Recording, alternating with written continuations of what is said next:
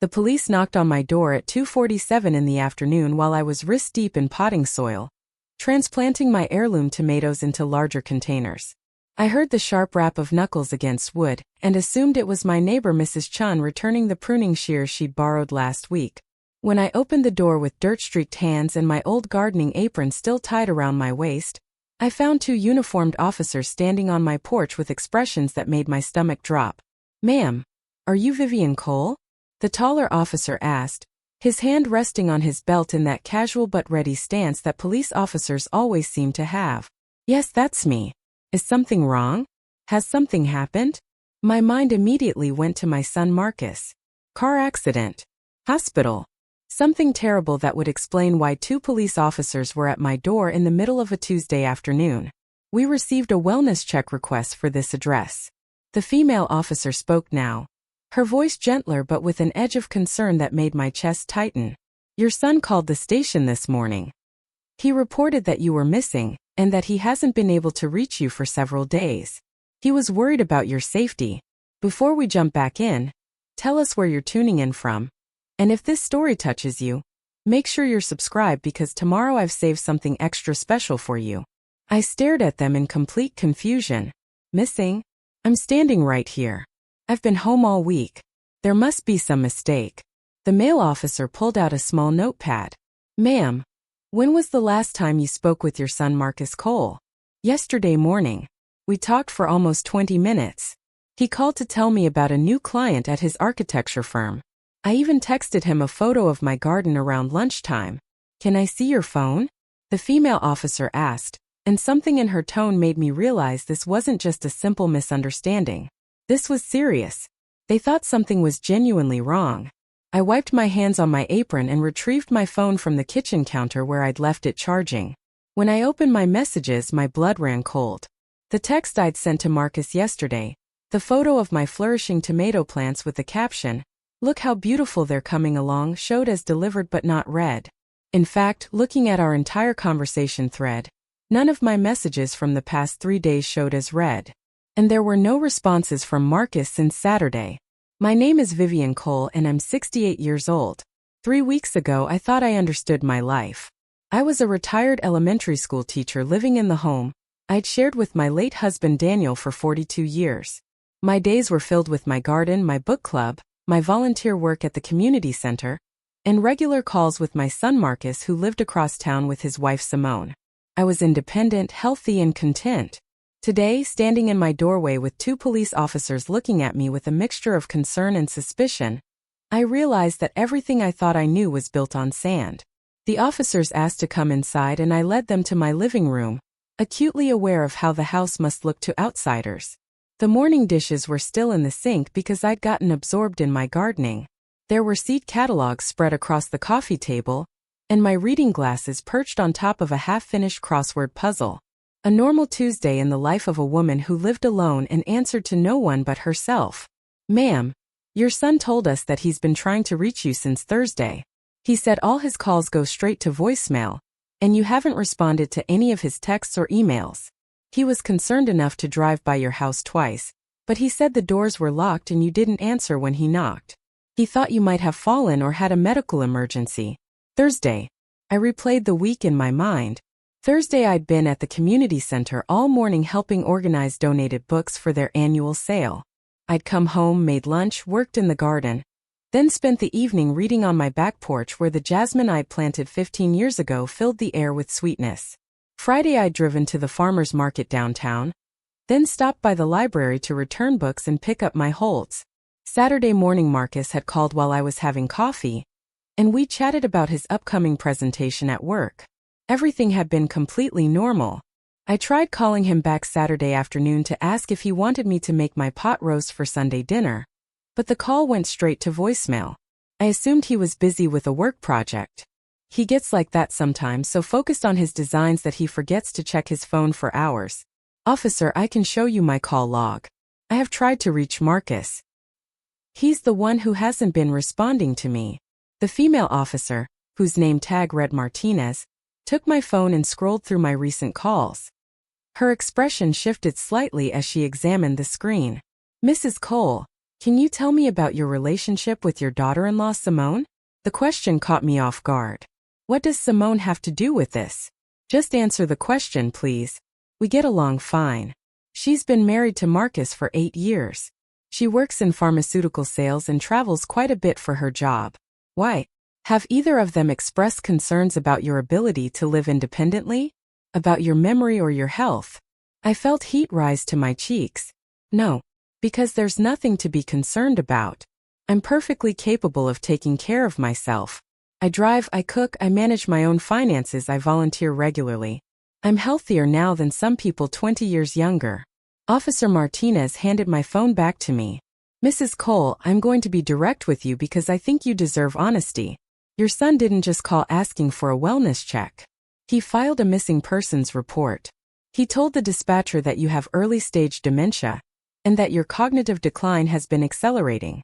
He said he's been your primary caregiver, but that you've become increasingly confused and combative. He claimed that you sometimes forget to eat or take your medications and that you've gotten lost driving several times in the past few months. The words hit me like physical blows, each sentence more absurd and hurtful than the last. That's not true. None of that is true. I don't have dementia. I've never been diagnosed with any cognitive issues. I don't take any medications except a daily vitamin and occasional ibuprofen for my arthritis. And I've never gotten lost driving. I've lived in this city for 45 years. The male officer, whose name tag read Thompson, was watching me carefully. Mrs. Cole, can you tell me what day it is today? Tuesday, December 22nd. What year? 2024. Who's the current president? His questions felt insulting, like I was a child being tested on basic facts, but I answered each one calmly and correctly. I recited my address, my phone number, my social security number. I walked them through my activities for the past week, providing specific details that only someone with a clear memory could recall. I showed them my checkbook register where I'd balanced my accounts just yesterday. I pulled up my calendar where I'd noted upcoming appointments, including my book club meeting next Thursday and my volunteer shift at the community center on Friday. Officer Martinez seemed increasingly uncomfortable as I demonstrated my complete lucidity. Mrs. Cole, I have to ask, is there any reason your son would lie about your condition? Have you had any disagreements recently? Any family conflicts? I thought about it carefully. Marcus and I had always been close. After Daniel died 6 years ago from pancreatic cancer, Marcus had been my rock. He'd helped me navigate the legal paperwork, the insurance claims, the overwhelming loneliness of suddenly being alone after decades of partnership. He called regularly, visited often, and included me in his life in ways that made me feel valued rather than obligated. But things had changed about 8 months ago when Simone got her promotion. She started traveling more frequently for work, sometimes for a week or 2 at a time. Marcus seemed stressed, stretched thin between his demanding job and managing everything at home alone. I'd offered to help more, to cook meals he could freeze or do his grocery shopping, but Simone had politely declined, saying they had everything under control. Then about 3 months ago, Marcus started asking questions about my house. Whether I'd ever consider downsizing, moving into something more manageable, maybe a nice condo where I wouldn't have to worry about yard maintenance or repairs. I'd brushed off the suggestions because I loved my home. Every room held memories of Daniel, of raising Marcus, of the life we'd built together. The garden was my sanctuary, something I'd cultivated over decades. The thought of leaving it felt like abandoning a part of myself. We haven't had any major disagreements, I told the officers. Though recently my son has suggested I might want to consider moving to a smaller place. I've made it clear I'm happy where I am. The officers exchanged a look that I couldn't quite interpret. Mrs. Cole, we're going to need to contact your son and clear up this situation.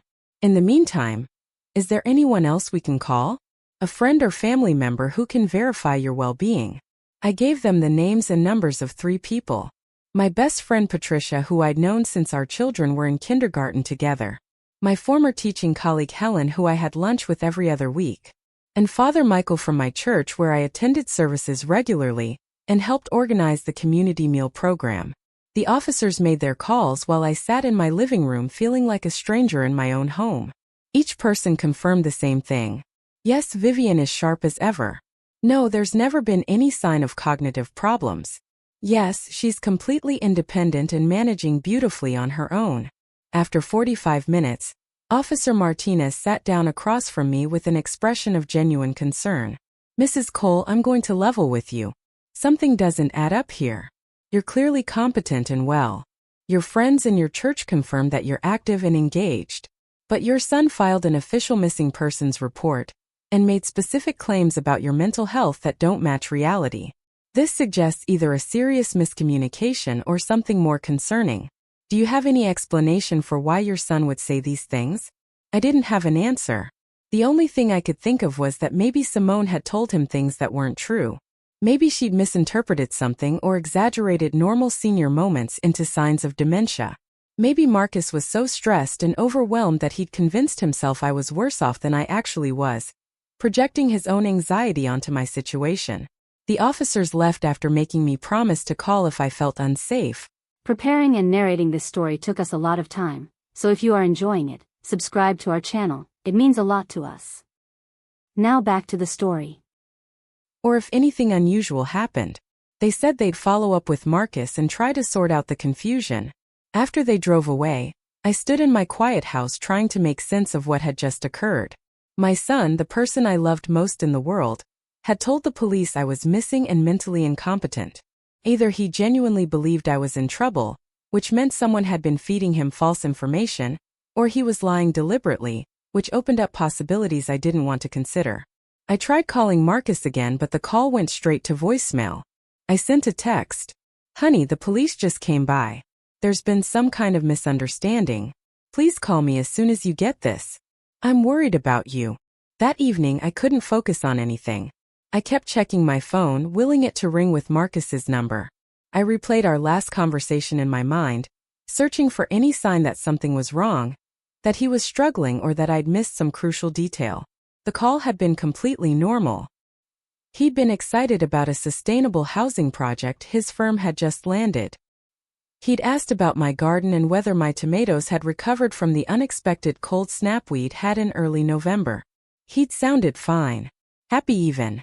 Around 8 o'clock my phone finally rang. But it wasn't Marcus. It was Simone. Vivian, we need to talk. Her voice was clipped professional, the tone she used when negotiating pharmaceutical contracts. Of course, dear. Is Marcus okay?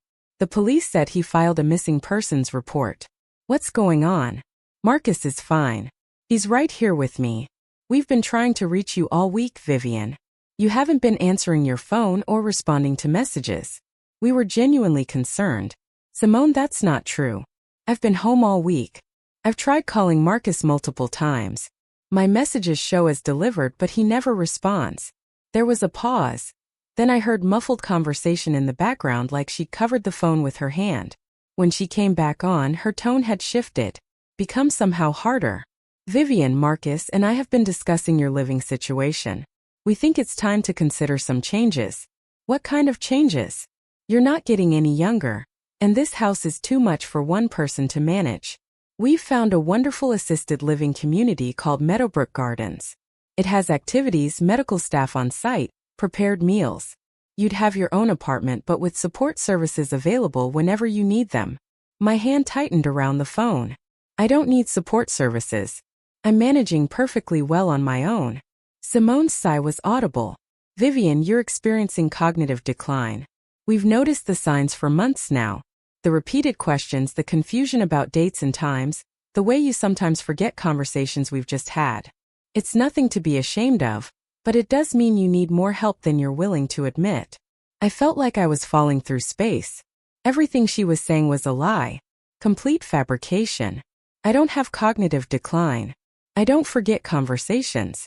I manage my own schedule, my own finances, my own life without any problems whatsoever. Simone, why are you saying these things? This is exactly what we're talking about. The defensiveness, the denial. Vivian, Marcus has been documenting the incidents. We have notes going back 6 months showing a clear pattern of deterioration. Your doctor agrees that assisted living would be the safest option at this point. My doctor? Dr. Ramirez has never said anything remotely like that. When was the last time you actually saw him? I was there just 2 months ago for my annual checkup. He said I'm in excellent health for my age. He literally used the word excellent. There was that pause again, that muffled background conversation. Then Simone's voice came back with steel underneath the professional courtesy. Vivian, we've already put a deposit down on an apartment at Meadowbrook Gardens. They have an opening available starting next month. We'll help you pack and get settled. You can bring personal items, photos, things that will make it feel like home. I'm not going anywhere. This is my home. The home I shared with Daniel for over 4 decades. I'm not leaving it because you've decided I need to be warehoused somewhere. Now you're being unreasonable, which frankly just proves our point. Vivian, Marcus has power of attorney. We can make this decision with or without your cooperation, but we'd prefer to do this the easy way. The room seemed to tilt sideways. Power of attorney? Since when? Since 3 months ago. You signed the papers, Vivian. Don't you remember? We had them drawn up by Marcus's attorney friend. You, me, and Marcus all sat in the living room right where you're probably sitting now, and you signed them willingly. That never happened. I would remember signing legal documents. I would never sign away my autonomy without understanding exactly what I was agreeing to. And the gaslighting continued. This is the cognitive decline we're talking about. You don't remember signing the papers, you don't remember the conversations we've had about your increasing confusion. Vivian, this is exactly why you need professional care. You're losing track of reality and it's dangerous for you to live alone. I hung up the phone with shaking hands. My heart was pounding so hard I could feel it in my throat. This wasn't a misunderstanding or a miscommunication. This was something calculated and deliberate. Simone was lying about my mental state, claiming I'd signed documents I had no memory of signing, and using my son to validate her fabrications. But why? What possible reason could she have for wanting to force me into assisted living? I spent the next hour searching through my filing cabinet, where I kept all my important documents. Birth certificate, marriage license, Daniel's death certificate, property deed, insurance policies, my will. Everything was exactly where it should be. But there were no power of attorney documents. Nothing granting Marcus legal authority over my healthcare or finances. If I'd signed something like that, I would have filed it carefully. I would remember. The next morning, I called Dr. Ramirez's office as soon as they opened. I explained the situation to his nurse, Linda, who I'd known for 15 years. Linda, this is Vivian Cole. I need to know if my son or daughter-in-law have contacted Dr. Ramirez about me recently. If they've discussed my cognitive health or requested any kind of documentation. Linda's voice dropped to a whisper. Mrs. Cole, I probably shouldn't tell you this, but yes. Your daughter-in-law called last week. She wanted Dr. Ramirez to write a letter stating that you're experiencing dementia and recommending placement in a care facility. What did Dr. Ramirez say? He refused. He told her that you're one of his healthiest patients and that there's absolutely no medical evidence of cognitive decline. He was actually pretty angry about the request. He said if there were genuine concerns, they should bring you in for a formal evaluation rather than asking him to write false documentation. Relief and rage warred inside me. So there was nothing in my medical records suggesting dementia? Nothing at all. Your last checkup showed normal blood pressure, good cholesterol levels, excellent cognitive function on the basic screening questions he always asks. Dr. Ramirez even noted in his records that you're more mentally sharp than many of his patients decades younger. Mrs. Cole, is something going on that we should know about? I'm not sure yet, but thank you, Linda. Thank you for being honest with me. I spent the rest of Wednesday trying to piece together what was happening. If Simone was lying about my mental state and fabricating documents, there had to be a reason. Some motivation behind the elaborate deception. I thought about money, but that didn't make sense. My finances were modest. The house was paid off and worth maybe $300,000 in the current market. I had Daniel's life insurance payout sitting in savings, about $150,000 that I'd been careful with, living off my teacher's pension and Social Security. It wasn't enough money to justify this level of manipulation. Unless it wasn't just about my money. I pulled out my copy of Daniel's will, reading through it carefully for the first time in years. Most of it was standard. Everything to me as his surviving spouse, then to Marcus upon my death. But there was one provision I'd forgotten about. A clause stating that if I were to be declared mentally incompetent, Marcus would become trustee of all assets during my lifetime. The money wouldn't just pass to him when I died. It would pass to him immediately if I was deemed unable to manage my own affairs. Thursday morning brought another unwelcome visitor. I was in my garden again, finding solace in the familiar rhythm of weeding and watering, when a silver BMW pulled into my driveway. A woman in an expensive pantsuit emerged, carrying a leather portfolio. She looked to be in her mid-50s with perfectly styled blonde hair, and the kind of confident smile that belonged to someone used to getting what they wanted. "Mrs. Cole? I'm Jennifer Hastings from Meadowbrook Gardens. Your daughter-in-law Simone asked me to stop by and give you some information about our facility." I stood up, brushing dirt from my knees. "I'm not interested in moving to a care facility, Miss Hastings. There's been a misunderstanding." Her smile never wavered. "I completely understand. These transitions can feel overwhelming. That's why I like to visit potential residents at home. Let them ask questions in a comfortable environment. May I come in?" Against my better judgment, I let her in. Maybe hearing directly from the facility would help me understand what Simone was planning. Jennifer Hastings settled onto my sofa and opened her portfolio to reveal glossy brochures showing smiling elderly people engaged in various activities. Painting classes, garden clubs, movie nights. It all looked pleasant enough in a sterile, institutional way.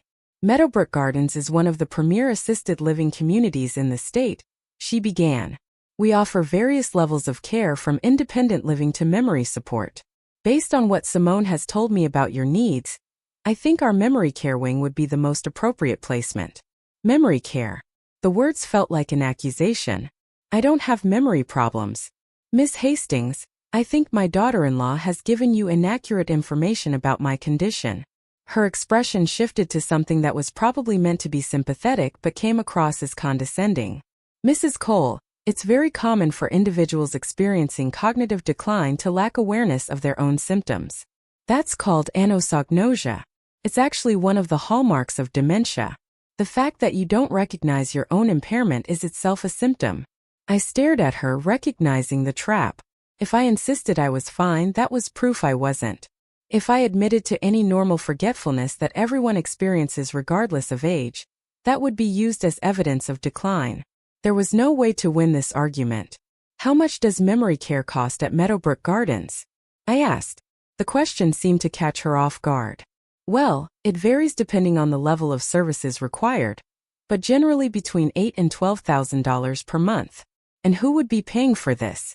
Your son Marcus has indicated that you have sufficient assets to cover the costs. In fact, he's already submitted the financial paperwork showing your savings and the equity in your home. He mentioned that you'd likely need to sell the house to fund your long-term care." Everything clicked into place with devastating clarity. $8,000 to $12,000 per month. That's $96,000 to $144,000 per year. My entire savings would be depleted in less than 2 years. Then they'd have to sell my house to continue paying for care I didn't need. And who would control those assets? Marcus, as my power of attorney and trustee. Money that should have been his inheritance would instead flow into the coffers of Meadowbrook Gardens, while I sat in a memory care unit being medicated and managed like a problem to be solved. "Miss Hastings, I need you to leave now. I haven't authorized anyone to submit financial paperwork on my behalf, and I have no intention of moving to your facility." Her pleasant facade cracks slightly. "Mrs. Cole, I understand this is difficult, but your family is trying to do what's best for you. The professionals agree that you need more support than you're currently receiving." "What professionals?" "Name one medical professional who has evaluated me and determined I need memory care." She stood, gathering her portfolio with practiced efficiency.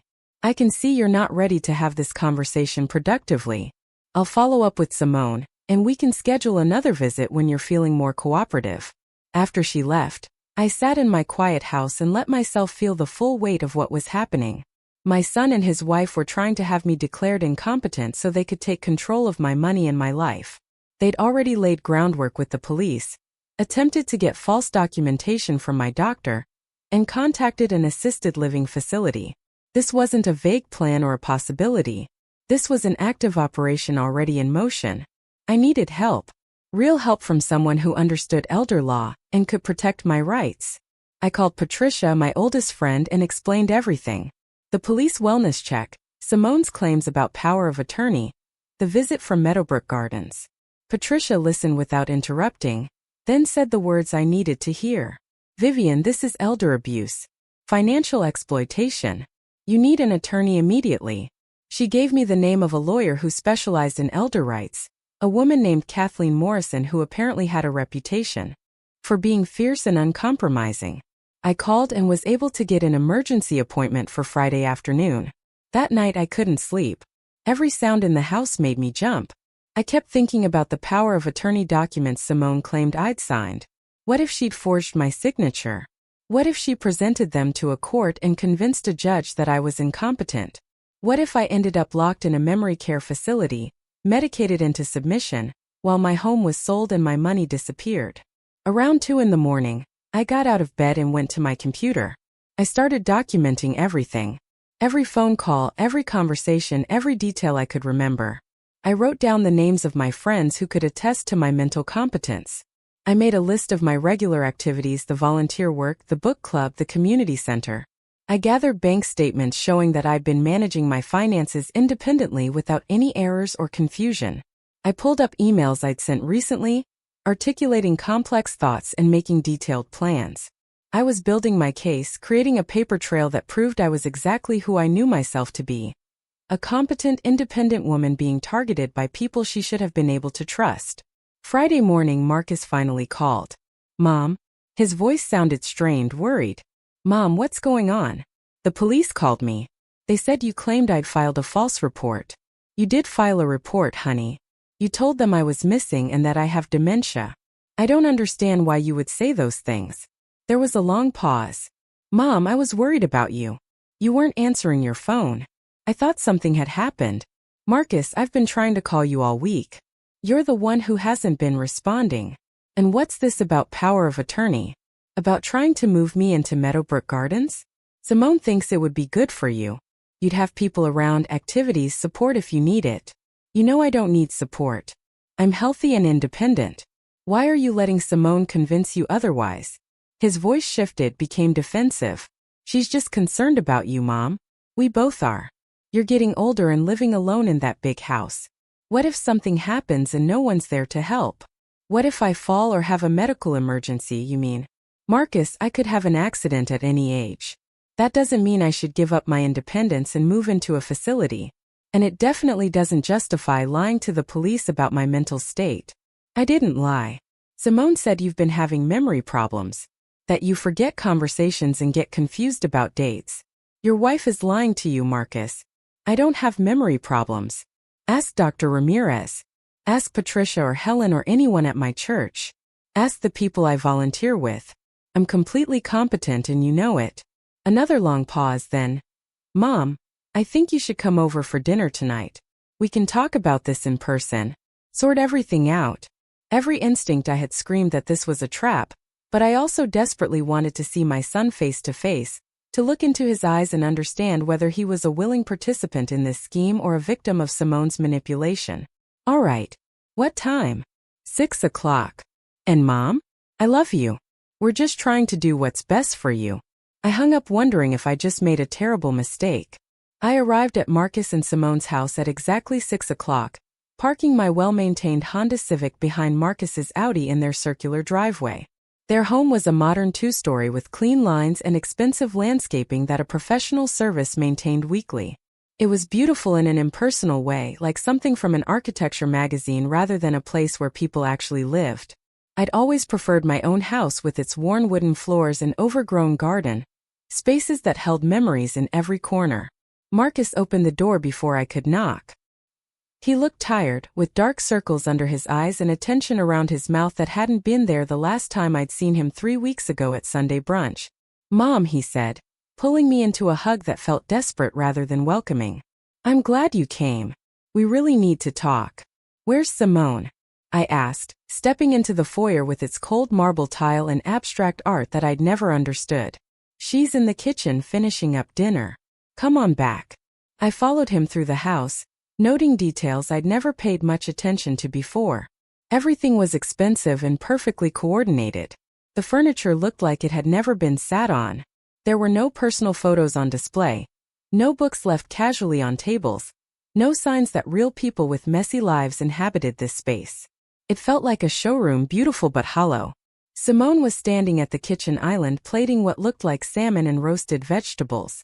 She was dressed casually in designer jeans and a silk blouse that probably cost more than my monthly grocery budget. When she looked up and saw me, her smile was practiced and cold. "Vivian, so good of you to join us. I hope you're hungry." "I'm not particularly hungry, but I appreciate the invitation. I think we have some important things to discuss." "Of course. Why don't we sit down and eat first? We can talk over dinner like civilized people." The way she emphasized civilized made it clear she thought I was being anything but. We sat at their formal dining table, another space that felt more like a stage set than a place where people shared meals.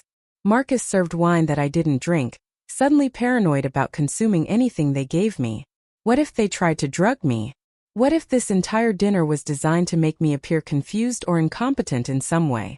The first few minutes passed in awkward silence punctuated by the scraping of forks against expensive china. Finally, Marcus cleared his throat. "Mom, I think there's been a big misunderstanding. When I called the police for the wellness check, I genuinely thought something was wrong. You weren't answering your phone and I was worried." "Marcus, I showed the officers my call log. I've been trying to reach you.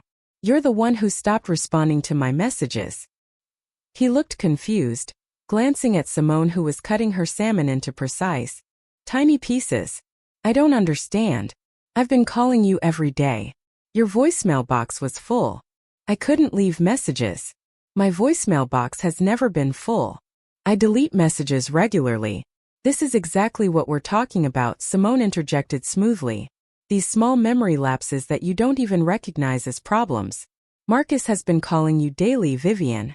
We have the phone records to prove it." "Then show me the phone records. I want to see exactly when these calls supposedly happened."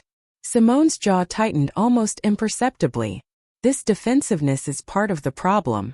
We're trying to have a reasonable conversation about your care needs, and you're treating us like adversaries. You are adversaries when you lie to the police about me, try to get my doctor to write false documentation, and send assisted living salespeople to my house without my permission." I kept my voice level but firm. "You're attempting to take away my autonomy based on fabricated concerns about my mental health. That makes you adversaries by definition." Marcus set down his fork, looking genuinely distressed. "Mom, please. We're not trying to hurt you. We're worried about you living alone in that big house. What if something happens? What if you fall in the garden and no one finds you for hours or days?" I've had the same conversation with Patricia and Helen. We check on each other regularly. I have a medical alert system that I wear when I'm working in the garden. I have neighbors who would notice if something was wrong. I'm not isolated or helpless, Marcus. I'm just living my life the way I choose to live it. "But you're 68 years old," Simone said, as if my age was itself evidence of incompetence. "You need to start thinking realistically about your limitations." "I'm 68, not 98. I'm in excellent health according to every objective medical measure. The only limitation I have is the one you're trying to impose on me based on lies." Simone's expression hardened. "They're not lies, Vivian. Marcus has documented multiple instances of confusion and memory problems over the past 6 months. Would you like him to read them to you?" "Yes, I would actually. Let's hear these documented instances." Marcus looked uncomfortable but pulled out his phone, scrolling through what appeared to be notes. "September 15th. You called me 3 times in one afternoon asking the same question about whether I was coming to Sunday dinner. I remember that day I said immediately. You told me Sunday morning that you might have to work late on a project deadline. I called at noon to confirm you were still coming so I'd know how much food to prepare. Then I called again around 2 because you hadn't responded to my first call. Then I called at 4 to let you know dinner would be ready at 6. 3 calls, 3 different purposes, not the same question repeated due to confusion." Marcus frowned, scrolling further. "October 3rd. You got lost driving home from the grocery store and ended up on the wrong side of town. You called me panicked saying you didn't know where you were. That's a complete misrepresentation of what happened. There was construction on my usual route home. They'd closed the main road and put up detour signs that were poorly marked. I ended up in an unfamiliar neighborhood and called you to ask for directions back to the main highway. I wasn't lost due to confusion. I was temporarily disoriented due to road closures, which could happen to anyone at any age. October 22nd, Marcus continued, his voice less certain now. You forgot that we'd made plans for lunch and weren't home when I came to pick you up. We didn't make plans for lunch. You mentioned possibly getting together that week, but we never confirmed a specific day or time. When you showed up unexpectedly, I was at the community center for my volunteer shift. Exactly where I told you I'd be every Tuesday afternoon for the past 3 years. One by one, I dismantled the supposed evidence of my cognitive decline. Every incident Marcus described had a rational explanation that had nothing to do with dementia or confusion. They were normal human experiences, miscommunications, or outright distortions of what had actually happened. As I spoke, I watched Marcus's face change. Doubt crept into his expression, a growing uncertainty about the narrative he'd been fed. He kept glancing at Simone, who was gripping her wine glass so tightly I thought it might shatter. Finally, Marcus set down his phone. Mom, maybe we have been misinterpreting things. Maybe I've been so worried about losing you the way we lost Dad that I've been seeing problems where there aren't any. Don't let her manipulate you, Simone snapped. This is classic gaslighting behavior.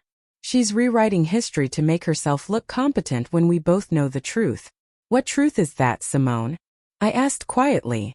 That I'm a healthy, independent woman who you're trying to force into a care facility, so you can access my money? The accusation hung in the air like smoke. Marcus looked shocked, but Simone's expression turned to pure fury. That's ridiculous. We don't need your money, Vivian. Marcus makes an excellent salary and I'm a top performer in my division. Your finances are modest at best. Then why are you so determined to move me into Meadowbrook Gardens at $8,000 to $12,000 a month? Why did you already submit my financial paperwork without my knowledge or consent? Why did you claim Marcus has power of attorney when no such documents exist? I have the documents right here. Simone stood abruptly and left the room, returning moments later with a folder. She pulled out several pages and slapped them down on the table in front of me. Your signature, right there on the power of attorney forms. Witnessed and notarized 3 months ago. I picked up the papers with shaking hands. There was indeed a signature that was supposed to be mine, but it was wrong. The letters were too cramped, the slant was off, and most tellingly, my signature had evolved over the decades to include a distinctive flourish on the final in Vivian that wasn't present in this version. This wasn't my signature. It was a forgery, and not even a particularly good one. This isn't my signature, I said clearly. I never signed these documents. Simone, you've committed fraud. Marcus, look at this. Look closely. You know your mother's signature. Does this look right to you? Marcus took the papers from me, studying them carefully. He pulled out his wallet and extracted an old birthday card I'd sent him years ago, comparing the signature on the card to the signature on the legal documents. His face went pale. This isn't the same, he said quietly. Mom's signature looks different. She's gotten older, her hands aren't as steady, Simone said quickly. Signatures change over time. That's completely normal. No, Marcus said, his voice growing stronger. No, this is wrong. This doesn't look like Mom's handwriting at all. The V is wrong. Then is wrong. Even the way she dots that is different. His eyes met mine across the table and I saw the moment he understood. The moment he realized his wife had been lying to him systematically and deliberately. Simone, what have you done? Marcus's voice was barely above a whisper, but there was an edge to it I'd never heard before. What have you done? I haven't done anything except try to protect your interests. Your mother is sitting on $300,000 in home equity, and another $150,000 in savings. Money that should eventually come to you but instead will be eaten up by medical costs and end-of-life care if we don't act now. By moving her into assisted living while she's still relatively healthy, we can control the spend down. We can make sure that money doesn't disappear into some nursing home that will bleed her dry. There it was. The truth laid bare without any pretense of concern for my welfare. Simone wasn't worried about my health or safety. She was worried about protecting what she saw as Marcus's inheritance, as her money, by warehousing me in the cheapest acceptable facility and managing my assets until there was nothing left to manage. You were going to have me declared incompetent so you could control my money while I'm still alive, I said, the full scope of her plan becoming clear. You'd be my trustee, making all financial decisions, paying for my care with my own assets while you and Marcus benefit from the rest. That's financial elder abuse, Simone. That's a crime. It's financial planning, Simone shot back. It's making sure your son gets what he's entitled to instead of watching your assets disappear. Marcus, tell her. Tell her we deserve this after everything we've done for her. Everything you've done for me? I raised my voice for the first time.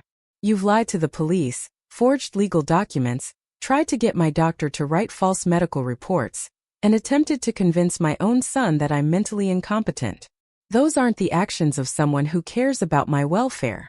Those are the actions of someone who sees me as an obstacle between them and money they think they deserve. Marcus stood up from the table, his chair scraping loudly against the floor. I need some air. I can't believe this is happening. He walked out through the sliding glass door to their back patio, leaving Simone and me alone in the dining room. She stared at me with undisguised hatred. You've always been in the way, she said quietly. Always inserting yourself into our lives. Always making Marcus feel guilty if he doesn't call you enough or visit enough. Do you know how exhausting it is being married to someone who puts his mother before his wife? I've never asked Marcus to put me first. I've always encouraged him to prioritize his marriage and his own happiness. That's a lie. You guilt-trip him constantly with your loneliness and your widow act. Poor Vivian, all alone in that big house with nobody to take care of her. It's pathetic and it's manipulative, and I'm done with it. I stood up, gathering my purse. I'm going to leave now before this gets any worse. Marcus deserves to know the truth about what you've done, and he deserves the chance to decide how he wants to handle this. But I want you to know that I'm taking steps to protect myself legally. I've already consulted with an attorney who specializes in elder abuse. What you've done is criminal, Simone, and there will be consequences. Simone laughed, a harsh sound devoid of humor. Go ahead and hire your lawyer. You're a 68-year-old woman living on a teacher's pension. How long do you think you can afford legal fees? How long before your money runs out and you have no choice but to accept help? Longer than you think, I said. And in the meantime, I have something you don't have. I have the truth on my side, and I have people who know me well enough to recognize your lies for what they are. I walked out through the living room, finding Marcus still standing on the patio with his back to the house. I knocked on the glass and he turned, his face drawn and miserable. I'm going home, honey, I called through the door. When you're ready to talk, really talk without Simone feeding you lies, call me. I'll be waiting. The drive home felt longer than usual. My hands were shaking on the steering wheel as adrenaline drained from my system, leaving me exhausted and heartsick. This was my son, the baby I'd rocked to sleep and nursed through childhood illnesses and cheered for at baseball games and moved into college dorms. The thought that he'd been willing to betray me, even if he'd been manipulated into it, cut deeper than anything Simone had done. But there was a small flicker of hope too. When Marcus had compared those signatures, when he'd seen the evidence of his wife's deception with his own eyes, something had shifted. The doubt had crept in. He was starting to question the narrative he'd been sold. Whether that would be enough to counteract Simone's influence remained to be seen, but it was a start. When I got home, I found a note taped to my front door. It was from my neighbor Mrs. Chen, written in her careful handwriting. Vivian, a man came by this afternoon asking questions about you. Said he was from County Adult Protective Services. He wanted to know if I'd noticed any concerning behavior, any signs you weren't taking care of yourself properly. I told him you're the most capable person I know and sent him on his way. But I thought you should know someone is checking up on you. Call me if you need anything. I stood on my porch reading the note 3 times, feeling ice spread through my chest. Adult Protective Services. Simone was escalating. She wasn't content to work behind the scenes anymore. She was actively trying to get official agencies involved, to build a case that I was a vulnerable adult in need of intervention. I went inside and immediately called Kathleen Morrison, the elder law attorney Patricia had recommended. I'd spoken to her briefly to set up an appointment, but now I needed help urgently. Ms. Morrison, this is Vivian Cole. We spoke yesterday about my situation. I need to move up that appointment. Things are escalating rapidly. The attorney's voice was calm and professional. Tell me what's happened. I walked her through everything. The police wellness check, the forged power of attorney documents, tonight's dinner confrontation with Simone, and now the visit from Adult Protective Services. Ms. Morrison listened without interrupting, then said, Mrs. Cole, we need to act immediately to protect your rights and your assets. Can you come to my office first thing Monday morning? We're going to file for a restraining order against your daughter-in-law. And we're going to notify the authorities that fraudulent documents have been created in your name. What about Marcus? I asked. My son. He's been manipulated by his wife, but I don't think he's actively trying to hurt me. Do you want him included in the restraining order? I hesitated. The thought of taking legal action against my own son felt like admitting defeat, like acknowledging that our relationship was broken beyond repair. No, I said finally. Not yet. I think there's still a chance he'll do the right thing, once he understands what's really happening. All right, we'll focus on Simone for now. But Mrs. Cole, I need you to do something this weekend. I need you to document everything. Write down every interaction, every phone call, every instance where you've demonstrated your competence and independence. Gather financial records, medical records, anything that proves you're managing your life successfully. We're going to build an airtight case that you're being targeted for financial exploitation. I spent the entire weekend doing exactly that. I created a detailed timeline of events starting from 3 months ago when Marcus first mentioned downsizing. I printed out emails showing complex planning and clear thinking. I gathered bank statements demonstrating responsible financial management. I collected photos from my volunteer work at the community center showing me engaged and active in my community. Patricia came over Saturday afternoon to help, bringing Helen with her. The three of us sat at my kitchen table, the same table where I'd done homework with Marcus 30 years ago, and built what Patricia called an overwhelming case for Vivian's competence. She's trying to steal your life, Helen said bluntly while organizing my financial documents into neat folders. This Simone woman looked at your assets and saw dollar signs. She's counting on you being too scared or too confused to fight back. But I'm not confused and I'm not going to back down, I said. This is my life, my home, my future. I'm not going to let anyone take that away from me. On Sunday morning, Marcus called. His voice sounded hollow, exhausted. Mom, can I come over? I need to talk to you. Alone. Of course, honey. I'm home all day. He arrived an hour later, driving his Audi but looking nothing like the successful architect I was used to seeing. He looked like he hadn't slept, his clothes wrinkled and his eyes red-rimmed. We sat in my living room, the space where he'd grown up, where he'd opened Christmas presents and brought dates to meet his parents and told us he was getting married. I've been up all night thinking, he began. Going through everything in my mind trying to figure out how I got here. How I let things get so twisted. I stayed quiet, letting him find his words. Simone showed me more documents after you left.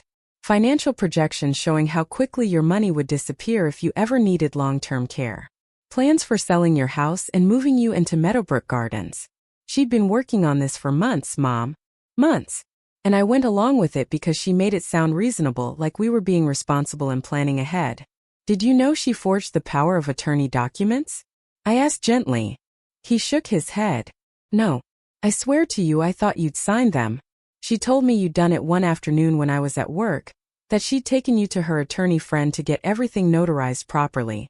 She showed me documents with your signature and I had no reason to doubt her. But last night after you left, I looked at those papers again really carefully. I compared them to old birthday cards and letters you've sent me over the years. His voice broke. That's not your signature, Mom. I know it's not. Which means my wife forged legal documents and lied to me about it for months. I reached over and took his hand. Marcus, I know this is painful. Finding out someone you love has deceived you is one of the worst feelings in the world. But I need you to understand something. What Simone has done isn't just unethical. It's criminal. She's committed fraud and attempted financial exploitation of an elderly person. There are serious legal consequences for these actions. I know, he whispered. I confronted her last night. She tried to justify it at first, said she was just protecting our future. But when I kept pushing, she got angry. She said things about you that were cruel and hateful. She said you were a burden and that I was weak for caring so much about what happened to you. She said if I didn't support her plan, she'd divorce me and make sure I got nothing. I looked at my son, really looked at him, and saw the broken man he'd become. The vibrant, confident boy who'd tackled life with enthusiasm and joy had been ground down by years of living with someone who valued money over people, who saw relationships as transactions to be managed, rather than bonds to be cherished. What are you going to do? I asked. He met my eyes and I saw steel there that reminded me of his father. I'm going to do the right thing. I'm going to give you every document Simone created, every email she sent, every piece of evidence that shows what she was planning. I'm going to cooperate fully with your attorney. And I'm going to file for divorce. Marcus, I don't want to be the reason your marriage ends. It's not your fault, Mom. I've been seeing signs for years that something wasn't right. But I kept making excuses. Kept telling myself that she was stressed from work. Or that I wasn't understanding her perspective. But this, he gestured helplessly, forging documents to steal from my mother? That's not something I can come back from. That's not someone I can stay married to. We spent the next 3 hours going through everything. Marcus had brought his laptop and showed me emails between Simone and the Meadowbrook Gardens administrator discussing room availability and payment plans. He showed me text messages where Simone had coordinated with her attorney friend about creating the power of attorney documents. He showed me notes she'd kept about my supposed cognitive problems, descriptions of incidents that were either distorted or completely fabricated. The most damning evidence was a recorded phone conversation Simone had saved, apparently as insurance. In it, she was talking to someone Marcus didn't know who, laying out her entire plan. We just need to establish a pattern of incompetence, Simone's voice said clearly. A few well-placed calls to Adult Protective Services, some documentation from Marcus about concerning behavior, maybe a complaint to the police about her wandering confused. Once we have enough on record, we can petition for conservatorship. Then Marcus becomes legal guardian and trustee, and we can manage the assets properly. The house alone is worth $300,000. If we sell it and move her into a basic Medicaid facility, we can pocket most of that immediately. We just have to be patient and build the case carefully. Listening to my daughter-in-law calmly plotting to institutionalize me and steal my life savings made me physically ill. I had to pause the recording twice to compose myself. Who was she talking to? I asked Marcus. I don't know. I found this file on her laptop last night when I was looking for the forged documents. She'd saved it in a folder labeled Financial Planning, along with spreadsheets showing projections for your assets and care costs. The spreadsheets laid everything out with brutal efficiency. Column A showed the costs of memory care at Meadowbrook Gardens. Column B showed the costs of a basic Medicaid facility. Column C showed the difference, money that Simone apparently planned to redirect to herself and Marcus. She'd even calculated the timeline for depleting my savings and selling my house, projecting that they could have access to most of my assets within 18 months of getting conservatorship. Marcus, I need you to give all of this to my attorney, I said. This is evidence of conspiracy to commit financial elder abuse and fraud. This could send Simone to prison. Good, he said flatly. She deserves it. What she was planning to do to you is monstrous. We sat in silence for a few minutes, both processing the magnitude of what had been revealed. Finally, Marcus spoke again, his voice thick with emotion. Mom, I'm so sorry. I should have questioned things sooner. I should have trusted you over her. I should have protected you instead of becoming part of the threat. You were being manipulated by someone you loved and trusted, I said gently. That doesn't make you a bad son. It makes you human. But honey, you need to protect yourself now too. If Simone realizes you've turned against her, she might try to destroy evidence or create new problems. You need to be careful. I've already moved out, he said. I'm staying at a hotel until I can find an apartment. I took everything I need from the house and I've already contacted a divorce attorney. Simone knows I'm done and she's furious. She's been calling and texting nonstop, alternating between apologizing and threatening me. That night after Marcus left, I sat in my garden as the sun set, surrounded by the plants I'd nurtured for decades. My heirloom tomatoes were thriving, their fruit heavy on the vines. The roses Daniel had planted for our anniversary were preparing for their summer bloom. Everything here was alive and growing, proof that I was capable of caring for living things, including myself. But I also knew the fight wasn't over. Simone wouldn't give up just because Marcus had turned against her. She'd invested too much time and planning into her scheme. She'd probably escalate, try to do as much damage as possible before the legal system could stop her. Monday morning arrived with a phone call that confirmed my fears. Mrs. Cole, this is Detective Sarah Brennan with the County Sheriff's Office. I'm calling about a report we received alleging financial exploitation and document fraud. We'd like to speak with you at your earliest convenience. Relief flooded through me. Finally, someone in authority was taking this seriously. Yes, detective. I have substantial evidence to provide. When can we meet? How about this afternoon? 2 o'clock at the station? I'll be there. I called Kathleen Morrison immediately to let her know about the police contact. She cautioned me to bring her with me to any interviews, that I shouldn't speak to law enforcement without legal representation present. We met at the police station at 1:45, giving us time to review strategy before meeting with Detective Brennan. The detective was a woman in her early 40s with intelligent eyes and a no-nonsense demeanor that put me at ease immediately. She listened intently as I walked through the entire situation, occasionally asking clarifying questions, but mostly letting me tell the story in my own words. Marcus arrived halfway through, having been called by the detective separately. He provided the laptop with all of Simone's files, the forged documents, and his own testimony about how he'd been deceived. Detective Brennan examined everything carefully, her expression growing grimmer as she reviewed the evidence. Mrs. Cole, she said finally, this is one of the most calculated cases of attempted elder financial abuse I've encountered.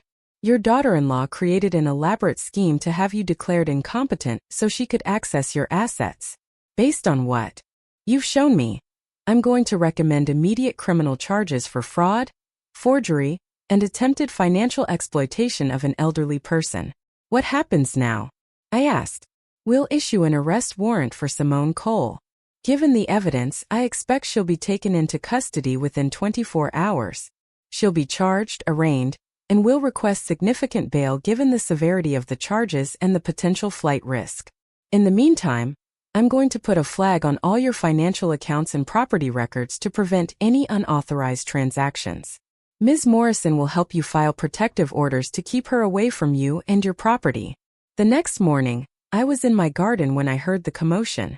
Multiple police vehicles pulled up to a house down the street, Marcus and Simone's house, and I watched from my yard as officers approached the door. Through my neighbor's hedge, I could see Simone being led out in handcuffs, her face contorted with rage. She was screaming something I couldn't quite make out, struggling against the officers holding her arms. Mrs. Chen appeared at my fence, her eyes wide.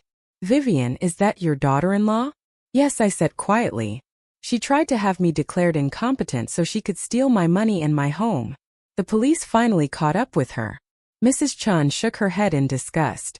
I always thought there was something cold about that woman. Too polished, too perfect. Nobody who tries that hard to look good on the outside is usually good on the inside. As the police cars drove away with Simone in the back of one of them, I felt a complicated mix of emotions. Relief that the immediate threat was over. Sadness for Marcus, who was losing his wife even if she'd never really been the partner he deserved. And a deep bone-weary exhaustion from fighting a battle I'd never asked to fight. But underneath all of that was something else. A growing sense that this wasn't quite finished. That there were still pieces of the puzzle I hadn't uncovered yet. That feeling proved prophetic when Detective Brennan called me that afternoon with unexpected news. Mrs. Cole, we've been going through Simone's financial records and communications as part of the investigation. We found something you need to know about. She wasn't working alone. What do you mean? Simone had a partner in this scheme. Someone who was helping her plan the details and who stood to benefit financially from the outcome. We're still piecing together the full extent of the conspiracy, but we've identified at least one other person involved. Who? I asked, though part of me dreaded the answer. The attorney who notarized the forged power of attorney documents. A woman named Jennifer Carlisle. She's not just Simone's friend. She's her sister, and she specializes in elder law. She would have known exactly how to structure this scheme to avoid detection for as long as possible. The revelation sent chills through me. This wasn't just Simone's desperate plan. This was a calculated conspiracy involving someone with legal expertise who knew how to manipulate the system. How deep did this go? How many other elderly people had been targeted by this pair? Detective Brennan seemed to read my thoughts. We're investigating whether there are other victims. Jennifer Carlisle has handled a suspicious number of conservatorship cases in the past 3 years. Cases where elderly individuals were declared incompetent, and their assets were placed under the control of family members who then made questionable financial decisions. We're reviewing all of them now. Over the next few days, The scope of what Simone and Jennifer had been doing became clear. They'd run this scheme at least 4 times before, targeting elderly people with modest assets and adult children who could be manipulated or who were willing participants. In each case, Jennifer had provided the legal framework and Simone had handled the practical details of isolating the victims and building false cases for incompetence. The whole thing had worked because they'd been smart about their targets. They chose people who were widowed or divorced, who didn't have large extended families to question what was happening, who had enough money to make it worthwhile but not so much that professional financial managers were involved. People like me. Vulnerable in ways we didn't even recognize until it was too late. Except in my case it hadn't been too late. I'd fought back. I documented everything and sought help and refused to be gaslit into doubting my own reality. And because I'd fought back, we'd uncovered a conspiracy that had been successfully operating for years. Detective Brennan kept me updated as the investigation expanded. Jennifer Carlisle was arrested 3 days after Simone. 2 of the other families who'd been victimized came forward with their own stories. Adult Protective Services began reviewing dozens of cases that Jennifer had been involved with, looking for patterns of abuse. Marcus came by one evening looking more settled than he had in weeks. He'd found an apartment, filed divorce papers, and started therapy to process everything he'd been through. "Mom," he said as we sat on my back porch watching fireflies emerge in the twilight, "I need to ask you something. Do you think you'll ever be able to forgive me? For what happened, for not seeing what Simone was doing sooner?" I pulled him into a hug. This man who would always be my little boy no matter how old he got. "There's nothing to forgive, honey. You were deceived by someone who was very good at deception. What matters is that when you saw the truth, you chose to do the right thing even though it cost you your marriage. That took real courage." He hugged me back tightly. "I'm going to make this right. Whatever it takes, however long it takes. I'm going to prove that you can trust me again." "You already have," I assured him. We sat together in comfortable silence, healing slowly, rebuilding trust that had been damaged but not destroyed. But even as peace settled over my little corner of the world, I knew the legal battle was just beginning. Simone and Jennifer would face trial. There would be testimony and evidence and cross-examination. I'd have to relive the nightmare of being targeted and manipulated, have to face Simone in court, and tell my story to strangers. Detective Brennan prepared me for what was coming. "Mrs. Cole, I want you to understand that this is going to be a lengthy process. The defense will likely try to argue that Simone genuinely believed you were experiencing cognitive decline, that her actions were motivated by concern rather than greed. They'll try to paint you as a confused elderly woman who misunderstood their intentions." "Let them try," I said firmly. "I have documentation proving my competence. I have medical records, financial records, testimony from friends and community members. I have Simone's own recorded words laying out her plan to institutionalize me and steal my assets. The truth is on my side." "That's exactly the attitude you need to have." The detective smiled. "Mrs. Cole, you're going to make an excellent witness. Your clarity and documentation are going to be crucial to this case. And it's not just about you anymore. By fighting back, you've helped us uncover a pattern of abuse that victimized multiple elderly people. You've potentially saved others from going through what you experienced." As summer deepened and my garden flourished, I found myself thinking about all the ways this situation could have ended differently. If I'd been just a little less confident in myself, a little more willing to doubt my own perceptions, a little more isolated from friends who knew the truth about my competence. If Marcus hadn't found the courage to question his wife's narrative, if Detective Brennan hadn't taken my case seriously, any one of those factors could have tipped the balance in Simone's favor, could have resulted in me locked in a memory care facility being medicated and managed while my life savings disappeared. But none of those things had happened. I'd fought back and I'd won, not just for myself but for the other victims who were now coming forward, emboldened by my example. Patricia stopped by one afternoon with fresh strawberries from her garden. "You look different," she observed. "More settled. More yourself." "I feel different," I admitted. "This whole experience has been horrible, but it's also taught me something important. I'm stronger than I thought I was. I'm capable of fighting for myself even when the people who are supposed to love me become adversaries. And I'm not alone, even when someone tries to isolate me." Patricia nodded thoughtfully. "You know what impresses me most? You never lost sight of who you are. Simone tried to convince you and everyone else that you were incompetent and confused and unable to manage your own life. But you never believed her. You trusted yourself even when it would have been easier to give in. That's real strength, Vivian. As evening approached and Patricia left to make dinner for her own family, I stood in my garden one last time before going inside. The tomatoes needed to be harvested soon. The roses needed deadheading. The herb garden needed weeding. All the ordinary tasks of maintaining a life, tasks that Simone had tried to claim I was too incompetent to manage. I picked a ripe tomato, still warm from the afternoon sun, and bit into it right there among the plants. The flavor exploded in my mouth, sweet and tart and perfectly balanced. I thought this is what living feels like. Making your own choices, tending to things that matter, trusting yourself to know what you need. No one was going to take that away from me again.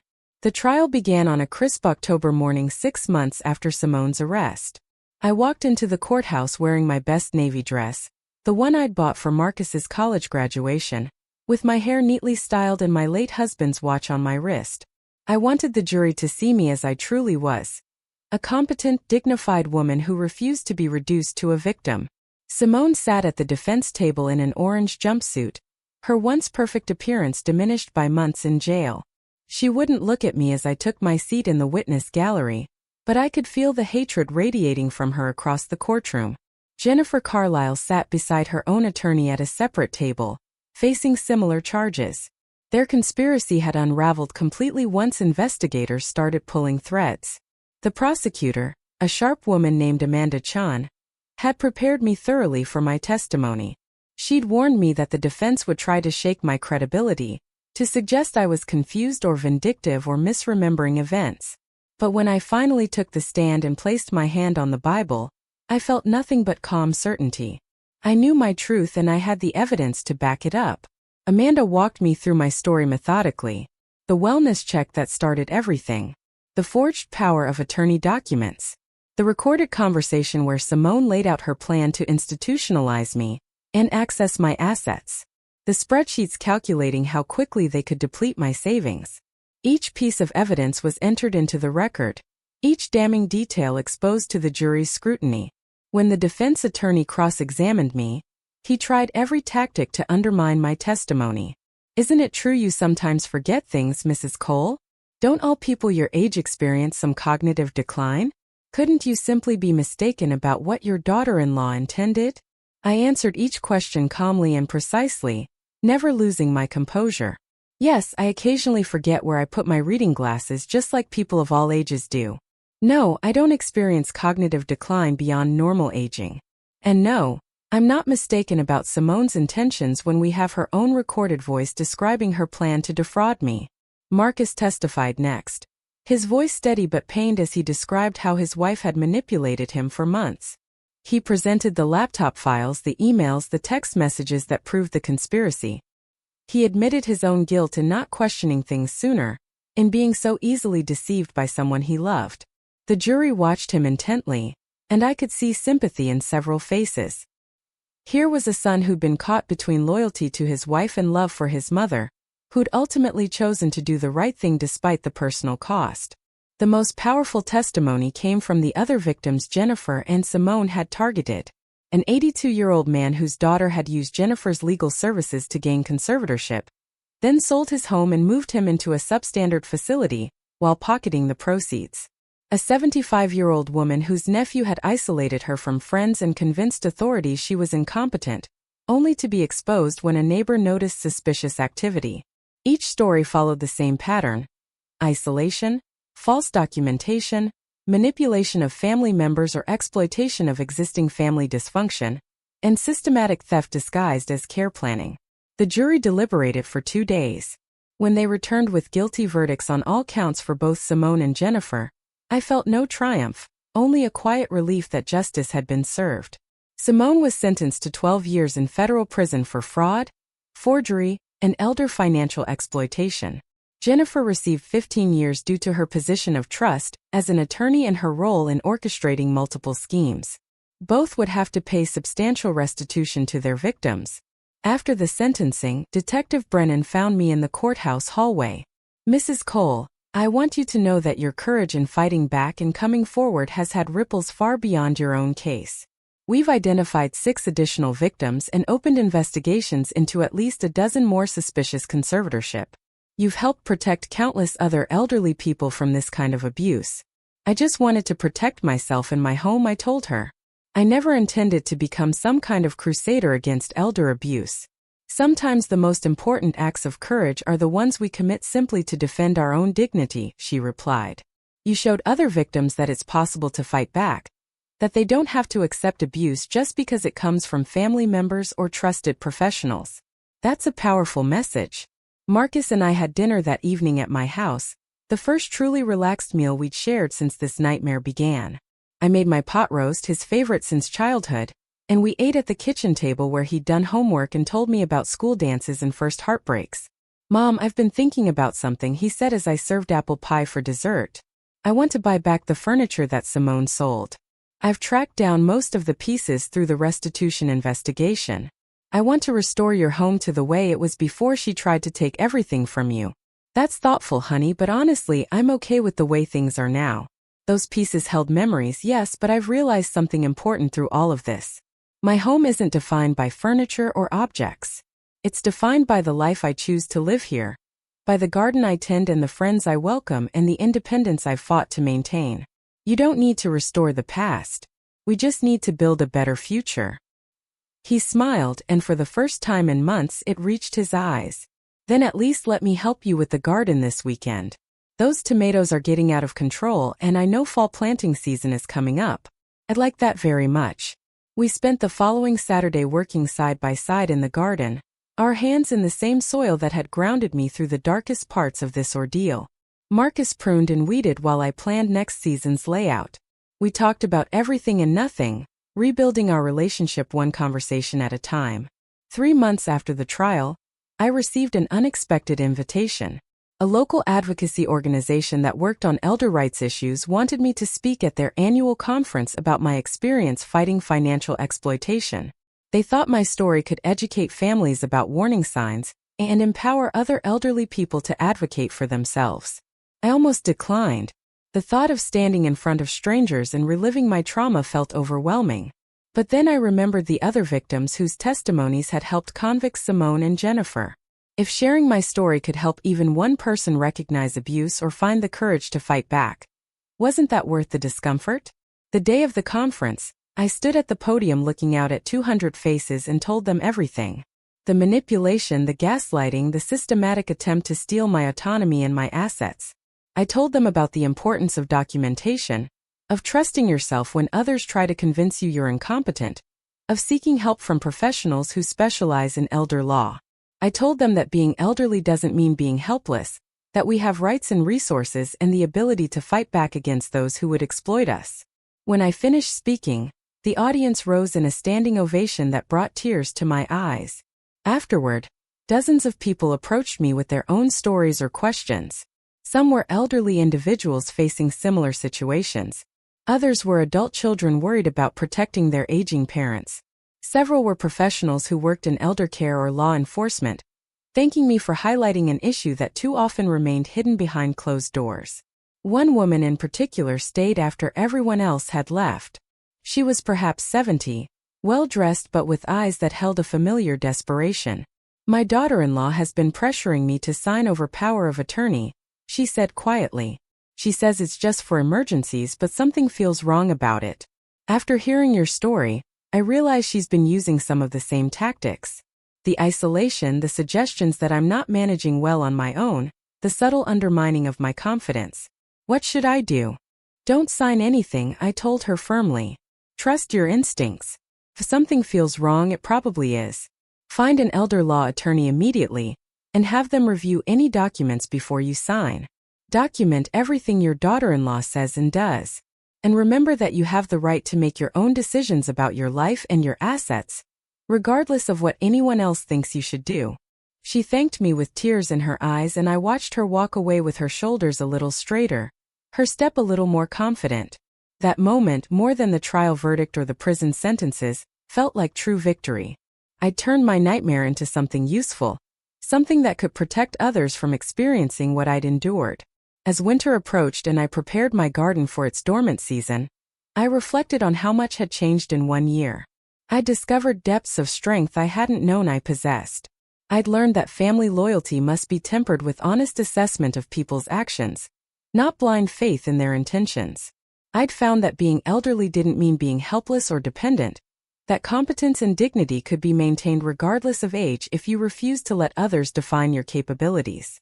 My house stood solid around me, still mine, still filled with memories but also with new purpose. Marcus visited regularly now, our relationship stronger for having been tested and refined by crisis. We'd both learned painful lessons about trust and manipulation, about the importance of questioning narratives that don't align with observed reality. On a Sunday afternoon in early December, I was reading on my porch when Mrs. Chen called over the fence. "Vivian, I just heard from my daughter. She saw you on the news last week, that interview about elder financial abuse. She said you were wonderful, so articulate and strong. I'm proud to be your neighbor." I smiled, waving acknowledgement. "Thank you. It's strange to think that something so terrible could lead to something positive. But if my experience helps others avoid the same trap, then maybe it was worth going through."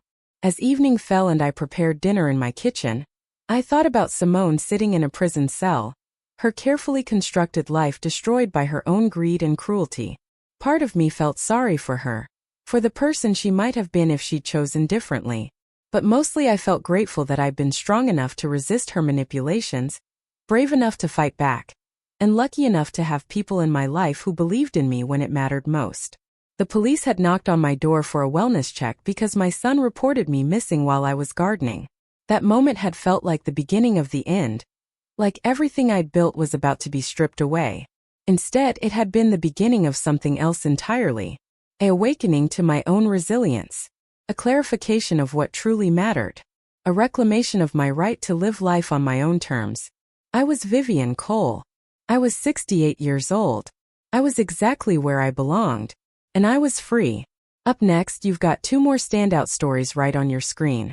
If this one hit the mark, you won't want to pass these up. Just click and check them out.